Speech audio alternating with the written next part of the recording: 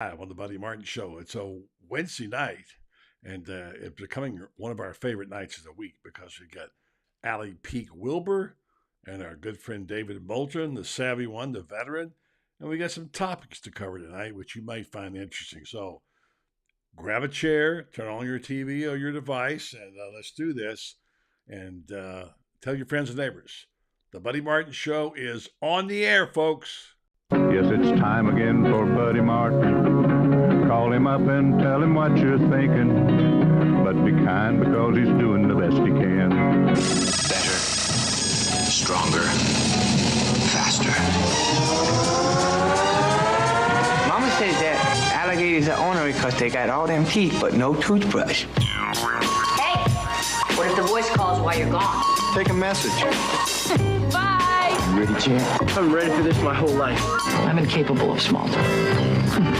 But that's why you love me, right? Kind of intimidating to be in the presence of so many great athletes.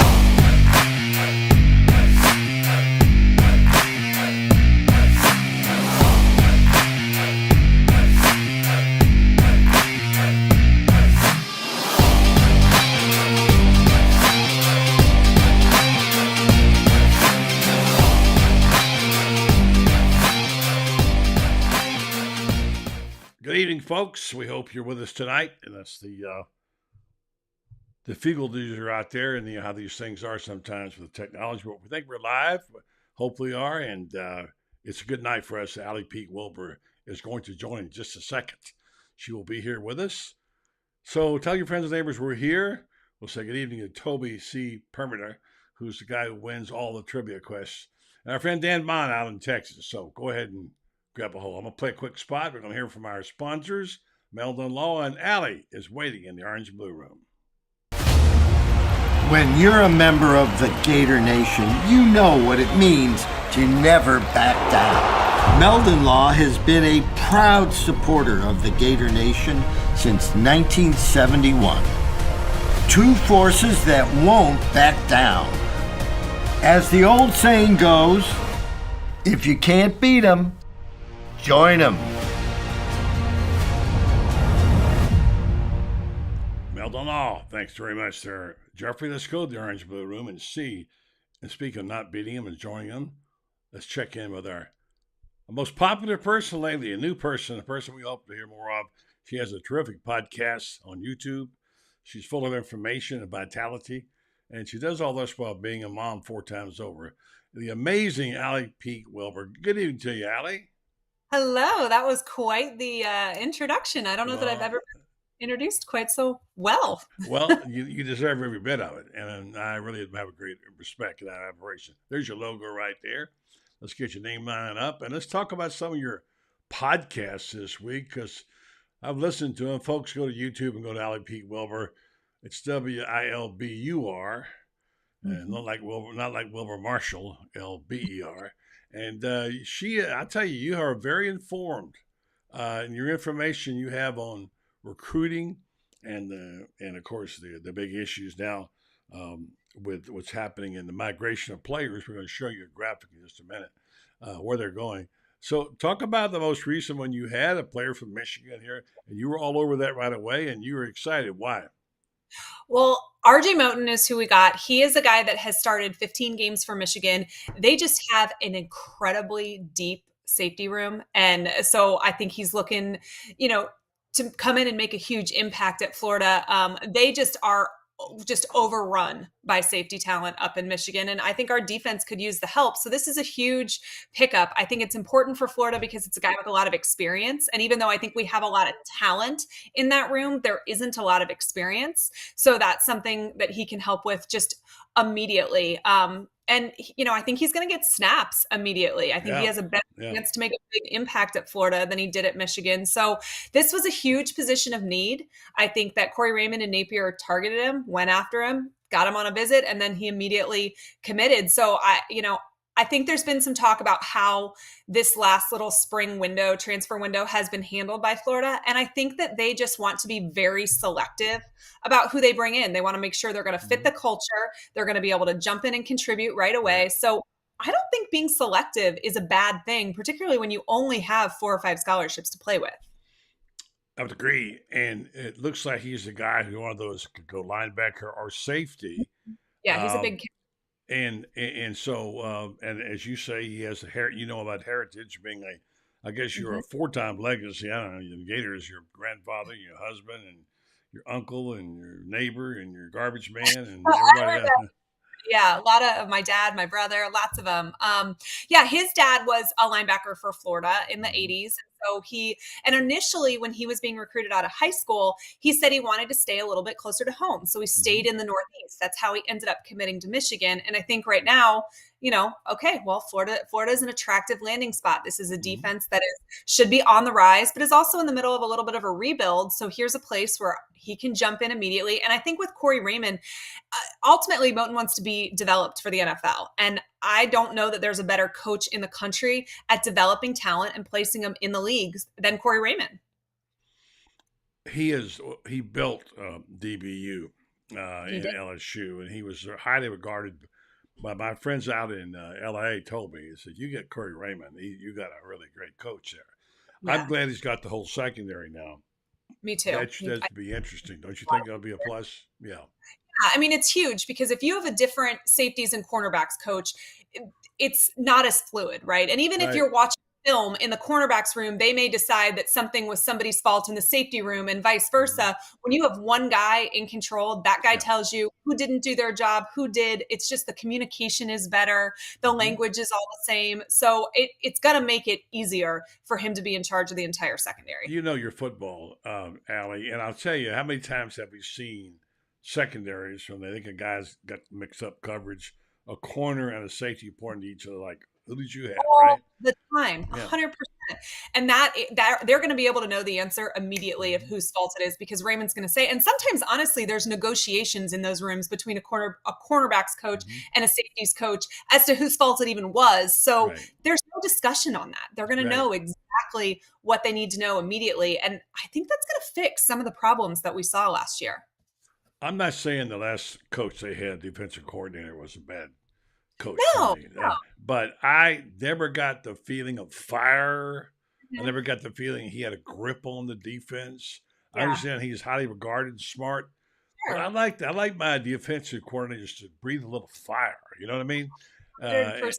right. And I think maybe Armstrong has this, and he seems to be Mhm. one of those guys. And Yep. young, but enthusiastic. And we don't really know because we don't get to go there and watch the practices, or I don't. Maybe you do. And so we're just sort of looking from afar, trying to Yeah. figure this whole thing out. And that's why I said earlier this week, Shane Matthews and I had a discussion, kind of a heated discussion on Monday about this team, Hmm. and he feels pretty good about it, and he thinks that they got the right people, and I agree.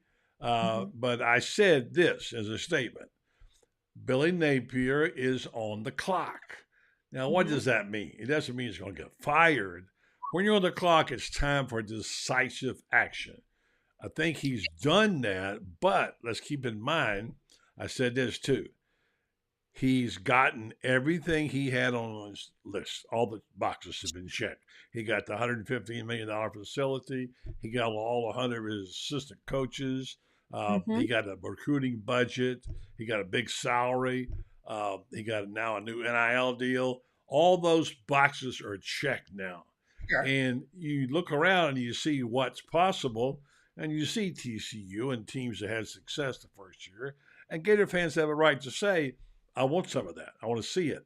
So it's nice to say he's a good coach. He's building and he's going to have a good team eventually. But there's a certain amount of impatience that goes with this. And Gator fans are not the most patient in the world. So where do you stand? Is he on the clock? And what do you think is expected out of Napier this year? So I do think he's on the clock. Mm-hmm. And I also think that UF has some of the most impatient fans in the world. And I feel comfortable saying that as an impatient fan, Yeah, right? yeah. Um, but I think if Napier can win 7 games this year, I think he's okay, right? And I mean, honestly, unless the wheels completely fall off and he wins, 1 game or something like that, he's not on the hot seat, meaning he's not getting fired after this season, regardless of what Right. happens. However, I think there has to be forward progress. If Yeah. you win 7 games this season, I don't think your seat's particularly hot for year 3. But in year 3, then you got to win probably 9 games, something like that. And there always has to be a movement in the right direction. I think Right. that we've seen him move in the right direction with recruiting. We just need to see it on the field. And I know for me personally, I'm interested to see the growth in the play calling, which is Napier Yeah. himself, right? Yeah. Yeah. And I don't know. There were times where I felt like he was a little bit stubborn or a little bit dug in about making adjustments mid-game. I'm interested to see if that changes at all next year and what lessons he learned. Like, how introspective was he able to be this offseason at what he did well, what he needed to work on, and then what improvements he makes moving forward. I think he clearly already decided, okay, I needed to make some changes on defense. I don't know that they were displeased that people ended up picking up and getting other jobs that were promotions, right? So obviously something was being done right there. Yeah, the two that went to the NFL, so it's that's not exactly a demotion. Exactly. But I think that UF wasn't necessarily sad that there was some changes to be made. I think that there were some things to fix. I'm interested to see what happens with the offense, but he's made, and at this point with the turnover that Florida's had the last 2 years, this locker room is Napier's locker room at this point. Like, there's not going to be able to say he's playing with Mullen's guys anymore. These are Napier's guys. But I do think Gator fans should also be patient. I think that Napier has a very clear vision. I think that he has an army that is doing all the things that they have set out to do so far, recruiting wise. I think there is a plan in place with NIL.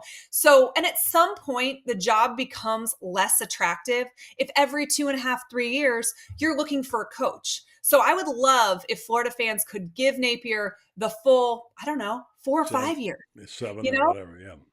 Yeah, see what he can build, what can happen. I think he's a guy of high character. I think that's important. And I think he has a plan. So let's let him tinker and figure out, what changes need to be made, what tweaks. But 7 is the mark that I will be looking for this season. You hit 7, everybody sees pretty quiet. Shane thinks he'll win 8. I haven't decided yet. I'm not as optimistic about that.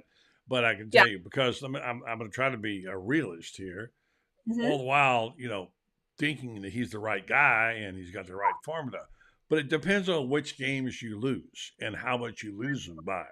If you go down to the end of the season and you lose 41-7 to Florida State, that's not going to fly very well, right? And you end up with your 7 wins. You got to, like you said, show progress. The quarterback play has got to be better. I think that's probably the number one concern of Gator fans on offensively is, or can these guys pull it off? Now we know they're going to run the rock some, and they're going to count on the offensive line to obviously to carry them, and that's a smart idea because the possession takes the pressure off the defense and gets them off the field, which they can't get off the field on third down. Haven't been able to now for a while. That's got to change. I think Billy knows that. That's why he's doing it. But again, it depends on the style, how they do it, how they progress, if the offense is okay, and the darn third downs got to change. They cannot continue to give up third and forever, Yep. And I think we're going to see some defensive improvement. I think Bobby Bowden has a quote that talks about beating the teams that you're supposed to beat first, and then being close with the teams that you shouldn't beat, and then finally beating those teams. And I think there's a lot of truth to that. Like, next year, Florida has to win the games they should. You can't drop a game to Vanderbilt. You can't drop a game to Kentucky. You can't drop a game to Missouri. But then they need to be in some of these other ones. I don't think you have to beat LSU, but you need to show up. You're probably not beating Georgia, but if you can show up, that would be great. I think Florida State's beatable. Honestly, it was the worst team Florida's fielded probably in a decade. Yeah, they could have won that. They could have won that game. They could have won that. But there's probably 3 games from last season that Florida could have won, and we'd be sitting here having a really different conversation. We'd be talking about how Napier won 9 games his first season if just a couple of things went a little bit differently. But isn't that the way it always is? I mean, Absolutely. Spurrier talks about, Spurrier talks about, and I have these interviews coming up in the next couple of weeks with Spurrier and Meyer, the eras, the 2 great eras of Florida football, them talking about each other. And Spurrier points out Urban won a lot of close games. Yeah, I did. And you go back to his first year, and about that team. And when he won the championship, he won a lot of close games. And you have to win the close games to have a championship season for sure. So I think we're feeling a little progress. We're feeling like things are on the uptake. And people put so much stake in the recruiting and then the transfer portal, who they bring in, and they're looking for some kind of hope. And now we have not seen the quarterbacks really. We don't really know what they got. We're going to have to trust them on that. The defense should be better. Question: you follow the transfer portal pretty closely, and you follow recruiting pretty closely. I sense and listening to your podcast, by the way, if you haven't heard Allie, Peek Inside the Gators on just go to YouTube and you'll find it. She has some really good information, and you talked optimistically. They have a lot. I read where they have a lot of visitors come, a lot of players coming to visit in June, a ton of and good ones. And they're already there are 24 classes ranked 4th or 5th in the country. I don't know how to gauge all that stuff, but anyway, so I'll leave it to you. You tell me, is this good? Yeah, Florida is sitting really pretty with their recruiting class right now. Obviously, the crown jewel is DJ Lagway, and as long as he stays committed, which every single sign shows that he is dug in, he is a Gator, regardless of how the season plays out, which is good. And players want to play with him. And not only is he committed to Florida, but he's literally the best recruiter on Florida's, million-person staff. So I think that they're going to have a really solid class regardless of how this season plays out. But I am interested to see who they get in the transfer portal. They're looking at a couple linemen. They're looking at a couple of cornerbacks and safeties. There's one guy, Trey Amos. He's from Louisiana. Yeah, they look like they're inside. Got the inside on that guy, the defensive back, because he played Louisiana. But he's wanted by Alabama and everybody else. Yes, Auburn, LSU, Alabama, like literally everybody wants him. But you would think Napier recruited him originally, coached him, that you've got to have a little bit of the inside track there. And he's got 2 years of eligibility and he wants to make it to the league. So Corey Raymond could be a really important part of that puzzle. And then there's a couple wide receivers that Florida is looking at. There's a wide receiver from Michigan State who is in the portal right now, but we're not sure what he's going to do because he's still met with Michigan State staff a couple of times. He's their leading receiver from last year. Like, we need receivers. That would be a huge pickup. So, I mean, I'm interested to see what they do. They don't have a ton of scholarships to play with. They have like 4 or 5. So they're going to have to be selective with who they take in this transfer portal. But if they can come away with an offensive lineman, a safety or a quarterback, and a wide receiver, that would be huge. That would really immediately impact on the field play next season. You made a comment about Henderson. I found it interesting. You talked about him. You said, as I remember saying, he had a good spring. He caught 3 touchdown balls in practice. He was regarded, but there was too much. I think I'm saying it right. The biggest thing was he looked up and saw all these young receivers, and you can take off their names. We know who some of them are. And they figure, well, my playing time is going to decrease. So I'm hitting the road, Jack. I'm going to go to the transfer portal. And he realistically figured he could do better someplace else. Isn't that what you said pretty much? Yeah, and I don't think this coaching staff ran him off by any means. Like, I think they would have liked the veteran guy in the locker room 100%. But I think that Henderson kind of saw the writing on the wall a little bit, that like maybe his reps were going to kind of be diminished because there's so much young wide receiver talent in that room. So, it's sad for Florida that he left, and they could have used the leadership, but I really don't think it's something to be super concerned about. Right. We haven't even seen Eugene Wilson. But I just saw a video of him working out. Wow. That guy's quick. Yes. Man, can he move fast. I've not seen him in a live game situation, but he looked impressive. But again, you got to, looking impressive in workouts and actually in the games. Sure. 2 different things. So, all right. So let me give you this list here. I got 2 lists for you today. Okay. One of them is this one. This is where the players appear to be going. And who's lost the most? Well, there's Dion. There's that list. 56 for Dion, right? Yeah. Ole Miss, 33. I know they were high. And you can read for yourself is that A&M and Oregon, 21. Arizona State, 30. Arkansas, 29. These are players that they've lost. And Florida, 26. So Florida makes the top 10 there. Then Cal, Arizona, you can read the rest yourself. And so all of them have lost. Those are the ones who have lost 20 or more, obviously. So, like you say, you never know what if coaches didn't encourage them to stay. Like Xavier Henderson might have looked to Billy Gonzalez and said, Coach, am I going to start next year? And he might have said, I'm making this up. We don't know yet. You got to earn it. You got to earn your spot. And I don't know what will happen. So you never know. You never know what. But anyway, it looks like they have some really good young receivers. I think about the challenge of getting your team ready, get them on the field, about how you do that with 26 players gone and all the new ones you got. And then I think Deion Sanders has got 56. Can you believe that? That seems impossible. I mean, it is a wild number, but I think that Deion Sanders and Napier are kind of in a similar boat, right? If guys are not bought in, then it's better for everybody involved for them to see the door. And I'm not saying all 26 players of Florida's were not bought in by any means. I don't know that. But when you're a new coach and you come in, it is hard. When my husband was coached by Ron Zook and Urban Meyer, like that is seared into my memory, the transition between those two. My brother had Urban and then Muschamp. I remember very much about what, went on there. It's hard on players to go through transitions. You feel loyal to the people that came before this new coach. There's sometimes different systems.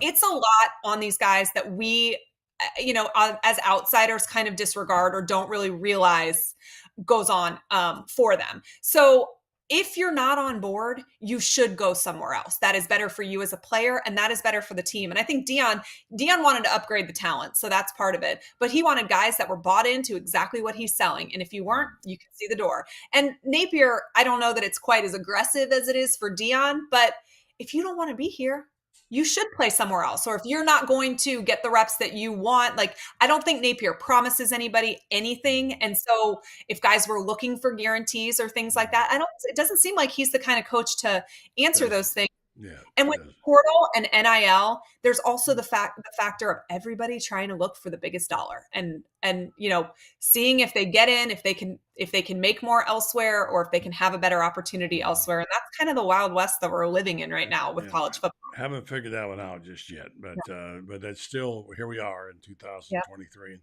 stuff is happening, and we'll see where it all goes. Okay, in the remaining time we have, we're going to do a little test here. You follow the league, I know, and I thought about this last night, and I'm going to test David Moulton with this later on too. I talked last night to a couple of people, including David Whitley and Scott Carter. We're here. We are 4 months out. What kind of hand is Billy Napier holding? The odd thing is the most famous quote we got from him when he got here was about gambling, when he said, "Scared money don't make money," Right. So, but we don't know 4 months out quite what the hand is going to be. We can, outside of it, we only can guess what it is and saying, okay, what does this look like? So I thought, well, a good way to do that would be 5-card draw poker. Give them all hands and say, what do you think they're holding? Because with the table, as you know, I'm sure you played a hand or two of poker, go around and you say, what's he holding? You're betting against something you can't see, which is what we're talking about here. So using that metaphor, stupid as it may be, let's just see how we can guess. Like, let's say, we'll start off and say Kirby Smart is holding 4 of a kind. They may be 4 2s or 3s, I don't know, but he's got a hand. We pretty well can assume he's got that hand, right? And you agree with that? Oh, completely. Okay. Absolutely. All right. So now Kirby is obviously the big dog at the table right now. Mm-hmm. And who would be next? Alabama. I think, Alabama's got to have the next best hand. Now, what do you think Nick's holding? Player holding the cards. Mm-hmm.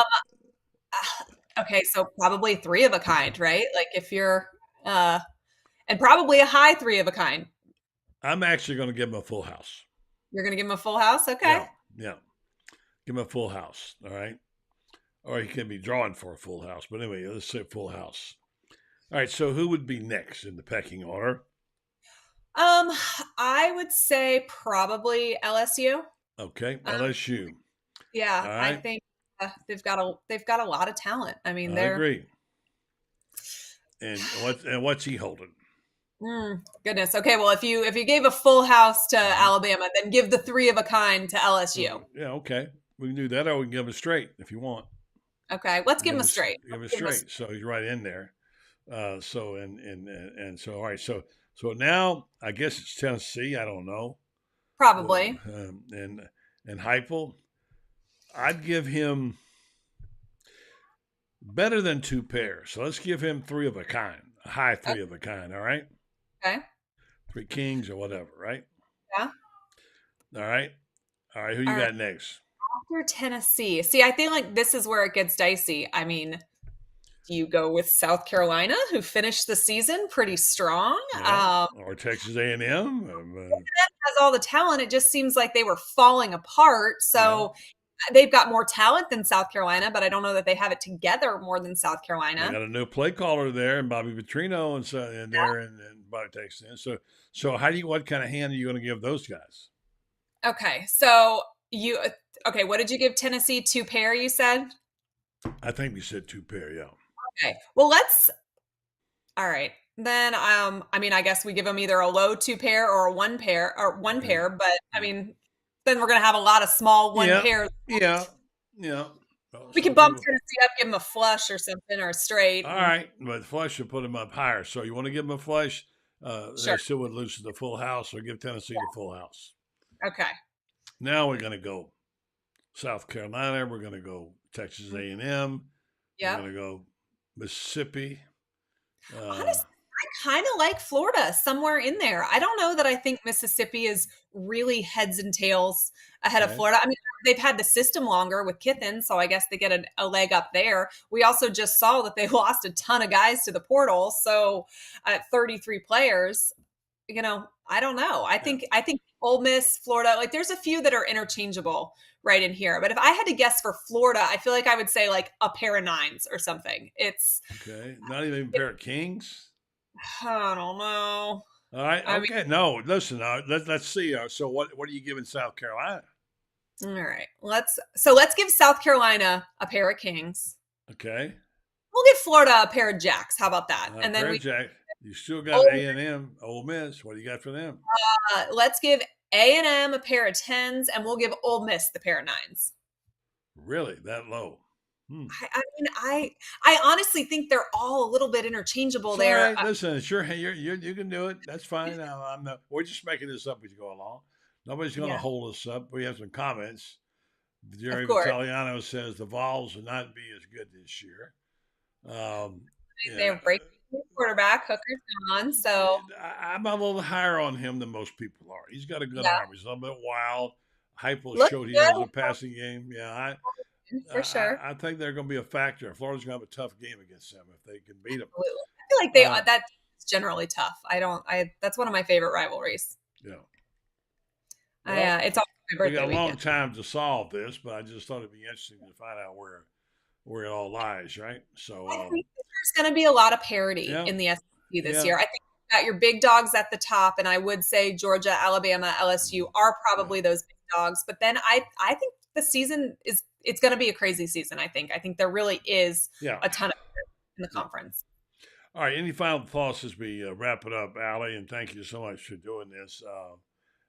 Anything else you got for us in terms of, are you optimistic they'll pull something out of the hat with the portal here in the next few days? Or what are you hearing? What are you thinking? I think that Florida will get a couple of transfer portals.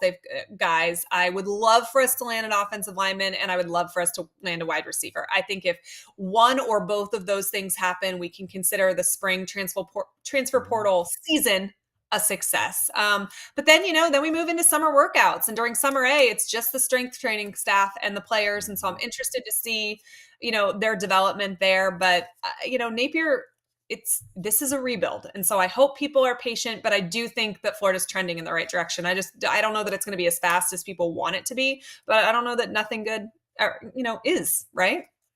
Yeah. And I look, Nick Saban went and got a quarterback. Okay. And a good, guy that can play. Is Florida going to go get McCall or somebody? Because there's rumors still about him out there now. You think they've got a pat hand at quarterback, or you think they'll bring somebody in? I honestly think they're going to stick with what they have. I don't know that I think that there's somebody in the portal that is so attractive that it's worth taking a risk without having been there for spring, only having the fall camp. And I think Florida's just going to kind of ride what they have this year. Remember now, they don't have to be in a portal they don't have to be in a portal if they decide to be graduate transfers, right? That's true. They can play immediately if and that's true. I'm also still interested about the reclassification of Simmons. I know that everybody decided he wasn't doing it after he announced he was switching high schools to go play with his dad.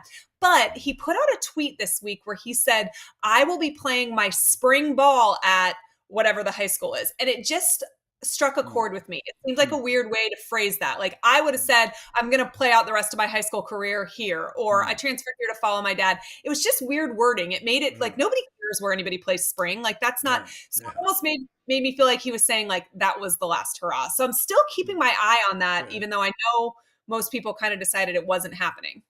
Keep us up to date. Come back next week and let's find out what's going on. Tell people again where they can see your show.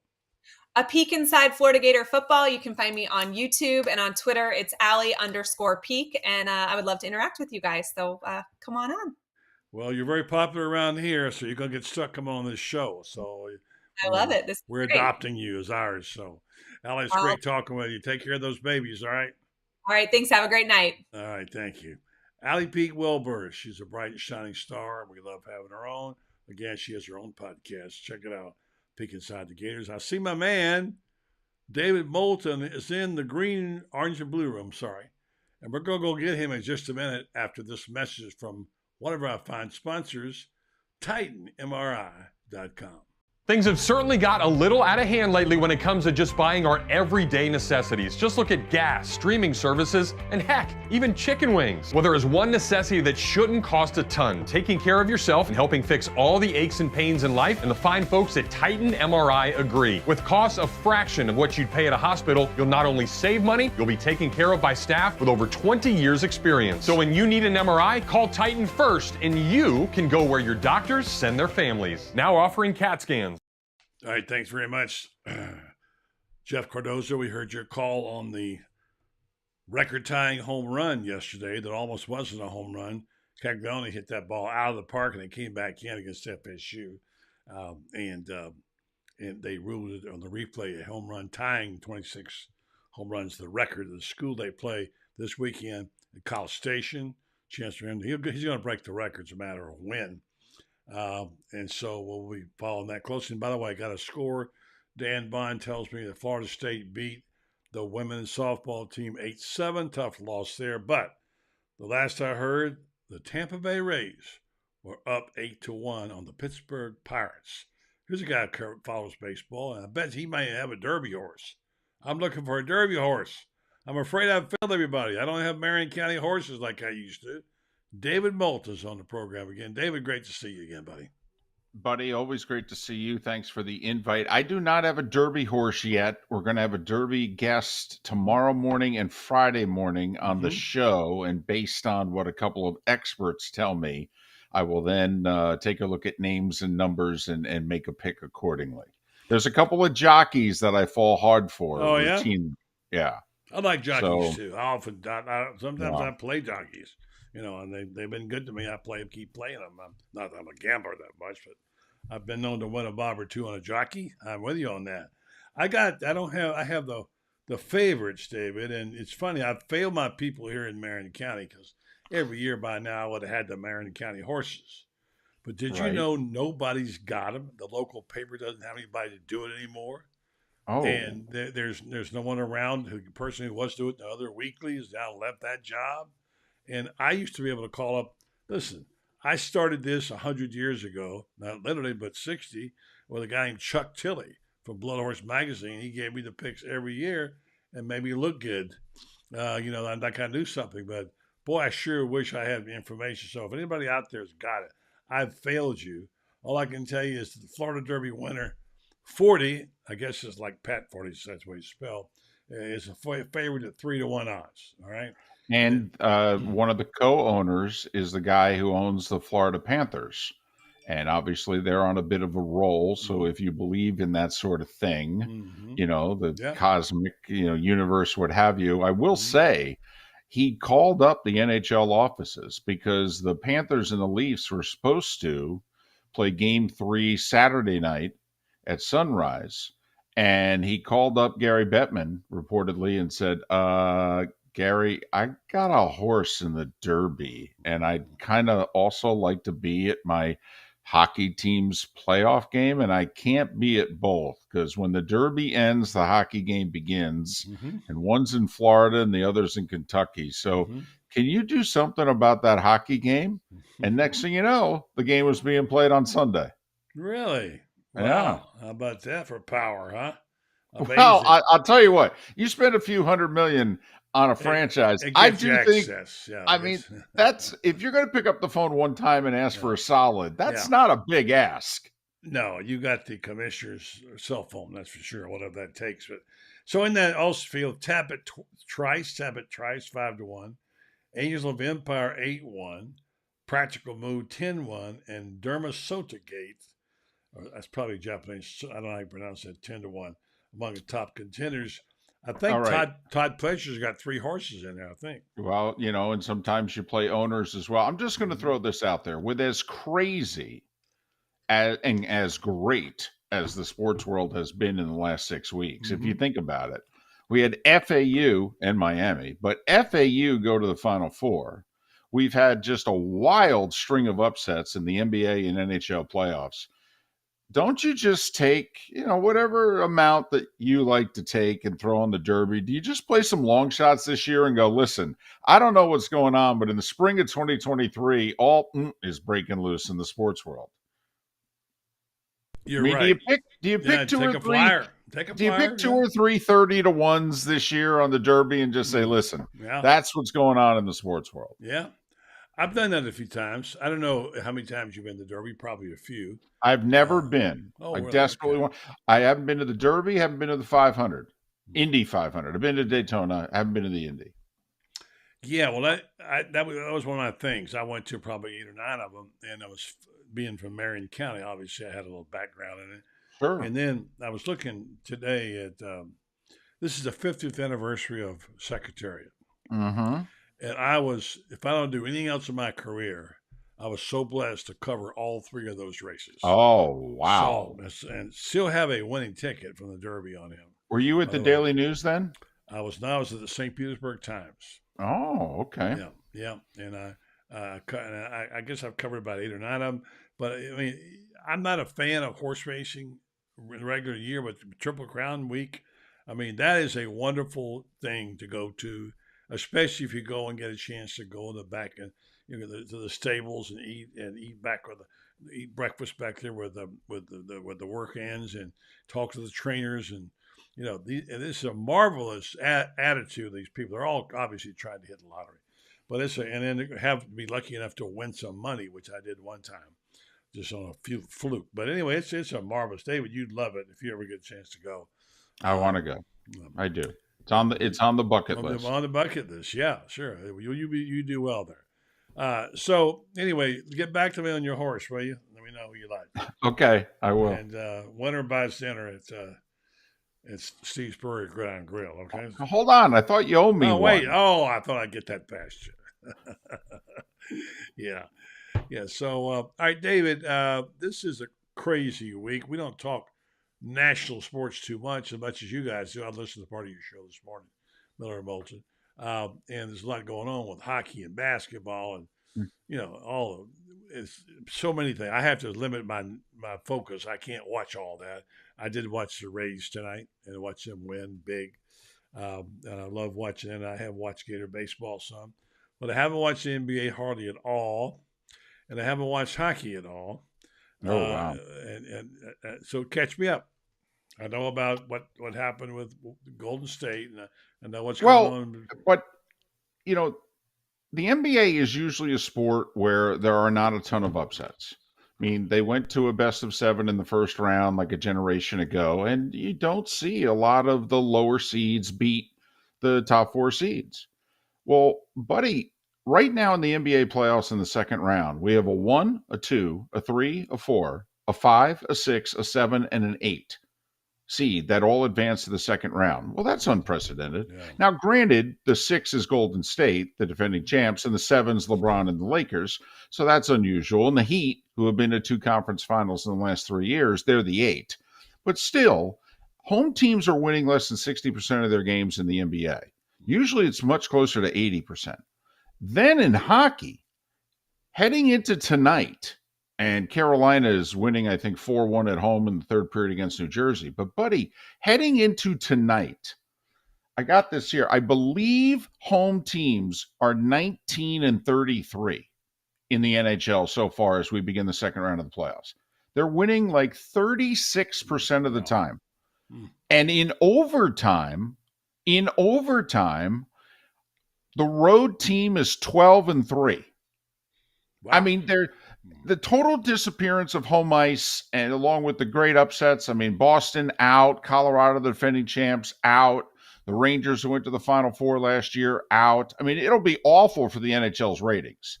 I mean, they don't have a single national team left amongst their final 8. The NHL ratings are going to begin to plummet.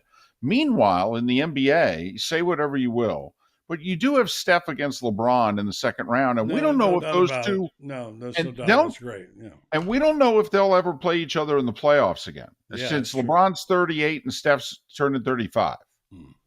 So, it's been a remarkable for sports that some of you may not pay much attention to, and I get it, but it has been a remarkable first 2-3 weeks of their respective playoffs. I love Steph going for 50 the other night in Game 7. That was amazing performance. And now LeBron's, LeBron's upped his game a little bit here now too. As you saw last night. This just in, he's not bad. And very quietly, they put a team around him at the deadline. They went out and got him some help, and he already had a couple of guys who were pretty good. They just weren't healthy. So all of a sudden, they got help and health all at the same time. And since the All-Star break, I think they have the best record in the NBA. Wow. I mean, people forget the Lakers started 2-10 this year. Yes. 2-10. Good point. Well, Embiid's playing now. I guess tonight, and boy, I haven't seen much of him. What a force he is. And Butler, it's pretty tough for the Heat. But Butler got 2 guys out, so they played pretty well not to have their stars out. So Butler needs to come back. So that Steph LeBron series, that's going to be one. I'll be watching that, no doubt about that for sure. Well, and apparently it was the highest rated second round game in the history of the NBA playoffs on cable last night. I guess they did close to 10 million people, which is a huge Tuesday night cable number. Huge. Yes. I'm going to put some on the screen here. Okay. Somebody took, I forget who did it. And it's something that no one else has judged. Most entertaining coaches. Okay. This is a little different in the SEC. And there's the list. You can make of it what you will. Right. I got it.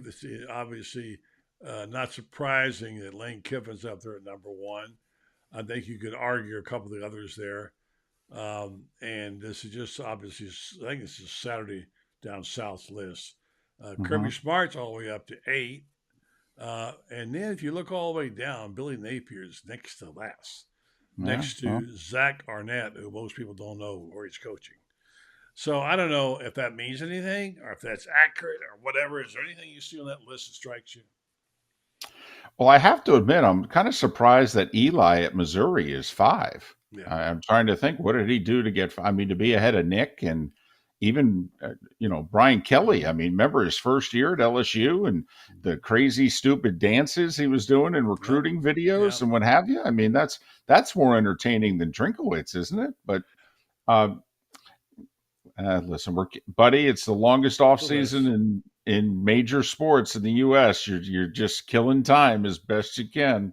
No doubt. Of course, I can make a case for Mark Stoops being about as dry as paint, at number 9. I mean, but that's where whoever made this list, just a conversational piece. Well, believe it or not, what probably got Stoops 9 was him taking on Calipari.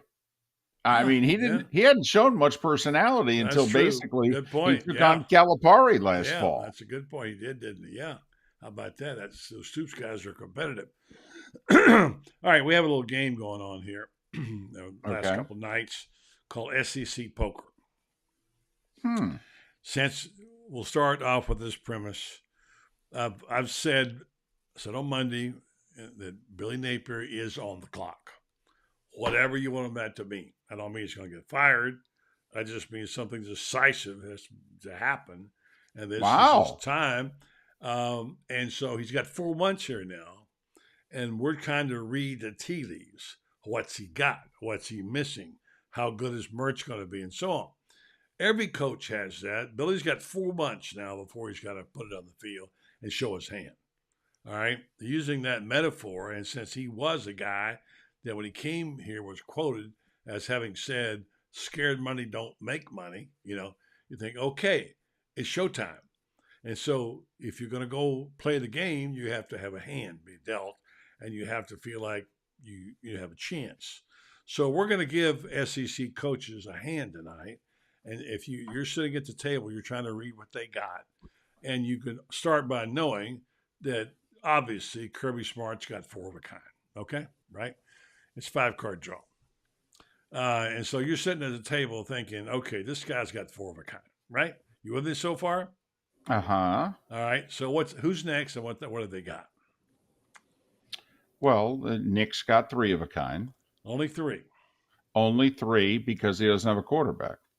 I'd give him a full house or better if he had a quarterback. He doesn't have a quarterback. Okay. So in fact, I'm going to give him 3 of a kind, but I'm not going to give him 3 aces. How about that? I'm going to give him 3 of a kind, but somebody can beat him with maybe LSU or A&M can beat him out west with a better 3 of a kind. All right. That's good thinking. Yeah. I gave him a full house, but go ahead. You make a good point. All right. Who's next? I don't know. I think you got to go Brian Kelly and LSU. Okay, I think I'd give them 3 jacks right now, just behind Nick, who I'd give 3 of a kind.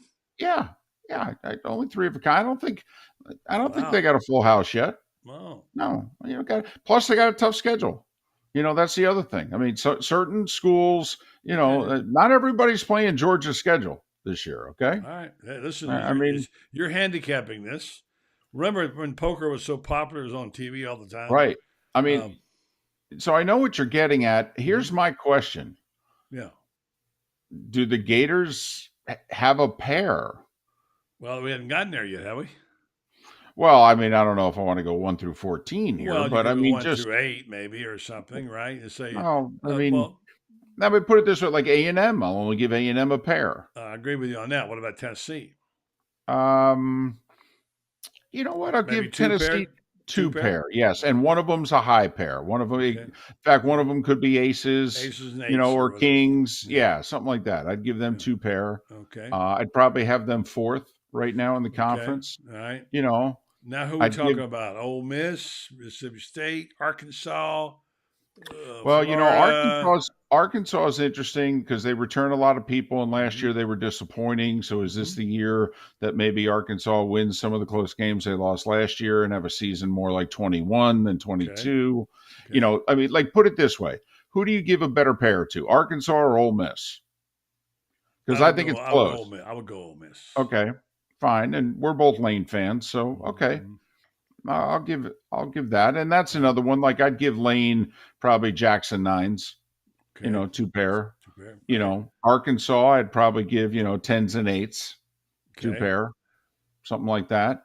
All right, let's go Florida. Kentucky is similar pair, by the way. Okay. To Arkansas in terms of what they have. I can't give Florida more than a pair. Pair of kings? And no, and not face cards either. No, I mean, if I had to look at Florida right now, I'd probably give them like a pair of 7s. Pair of 7s, okay. They have a brutal schedule, and the roster is at least a year away from where they need to get it to. And I don't think they're any better than mediocre at quarterback. And that's why if you're putting Napier on the clock this year, I think people are going to be very disappointed. I think 2024. Wait now, on the clock doesn't mean he's going to get fired. Okay. It just means he's got to show. Look, he got his facility, he got his 100 people, he got his NIL deal, he got his salary, he got everything he wanted. Right. I understand, but all the stuff that most of what he got is going to pay dividends beginning in 24 and beyond. And that may well be the case. Especially when it comes to NIL. By the time Florida had their NIL act together, basically this year's roster was set in stone. So I don't think it's another reason why I think life gets a lot better beginning in 24 than in 23. I mean, just look at the schedule alone, buddy. I mean, didn't they have both LSU and Utah at home last year? Well, they got those same two teams on the road this year. And the roster's not any better. I mean, hell, their quarterback just got taken 4th overall. Whether he should have or not, it's a different story. Okay, and well, they don't have a guy who's going to get taken in the 4th round in next year's draft. So, and the schedule's harder. I mean, I think it is. And so I agree. I think Florida will be hard pressed to even match last year's regular season record. I really do. I think, yes, I think it will be very. I don't think they'll win 6 games. Well, I just said it will be challenging. Okay.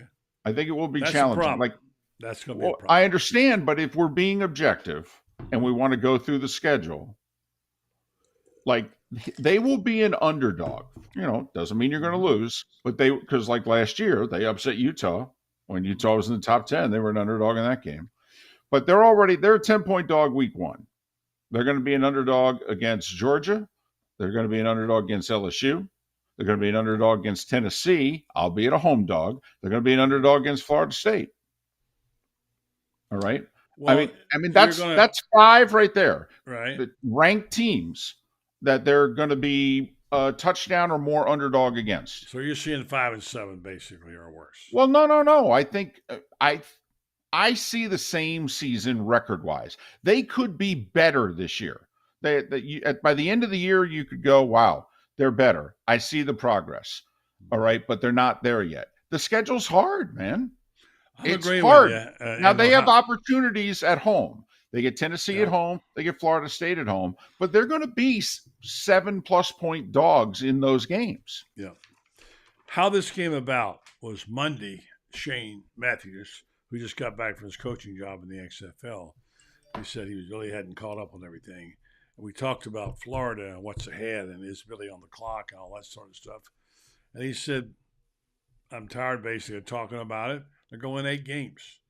And I said, you mean with Mertz at quarterback? Yes, he'll be accurate enough. They'll win 8 games. And I said, what can you base that on? What can you base that on other than, well, I'm basing on what people told me who've seen the players. Okay. I don't see that. That's why I say I don't see that. I don't really know what hand Billy is holding. That's when I got in the idea of the poker hand and say, okay, what's he got? I don't want to sound negative, but I also can't sit here. I have seen this movie, okay? I saw it with McElwain, Muschamp.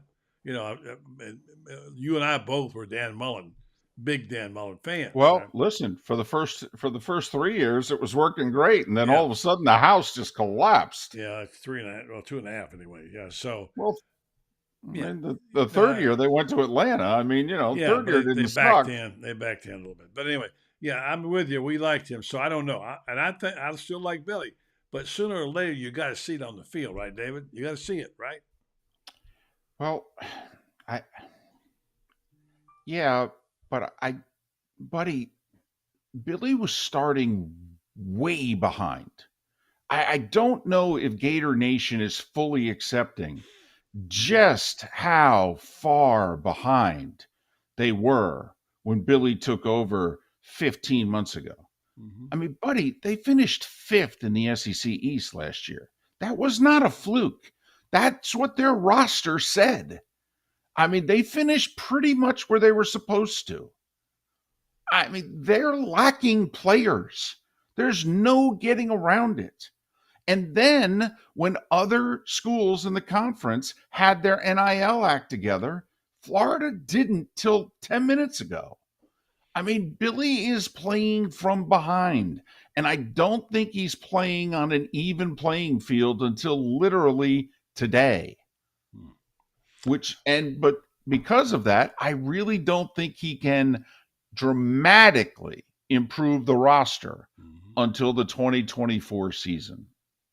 Okay, fair enough. Yeah, that's funny. Here you are defending Florida. I know. For a minute there, I thought, wait a minute. Did Martin turn into Moulton and did Moulton turn into Martin? What's going on? Right. Dave, what's going on in your show this week? I heard you heard a little bit of it today. Tell folks about it and what you got going on, and also, any guests you got. And I know you're going to pick a horse or two. Tell us the the next couple days. I mean, we do a show called Miller and Moulton. It's on the Florida Sports Network. So we try to talk a lot of Florida. It's our hope that other markets, other affiliates in the state will go, I can't get that from ESPN or Fox. Maybe I should pick this show up. So that's why we've been talking a lot of Heat, a lot of Panthers, Lightning, Rays, who, just started this 39 game stretch against nothing but winning teams by being 2-0 against the Pirates. And what are they now? 25-6 on the season. Yeah, I mean, boy, it's fun to watch too. They are. There's no doubt about it. The Grand Prix in Miami is this weekend. The Derby, obviously, is Saturday. So we're going to start talking about some of that stuff along with the Heat and the Panthers and what have you. We're recapping the draft. Everybody has their, thoughts on that. And, I do think it's good for Anthony Richardson that the guy who was Jalen Hurts' offensive coordinator is the guy that he's now going to go to. Because I think at the very least, he'll get the right system put in for him. What he does with it is up to him. Yeah, I hadn't talked to you since I forgot. Yeah, Shane Steicher had a phenomenal result with Jalen Hurts of the Eagles, and he handpicked Anthony. He obviously wanted him. Yep. And, he's got his offense all designed, and in a matter of time, he'll be running it. Now, this is what we need to keep in mind for Anthony Richardson. Jalen Hurts played behind one of the three best offensive lines in the league.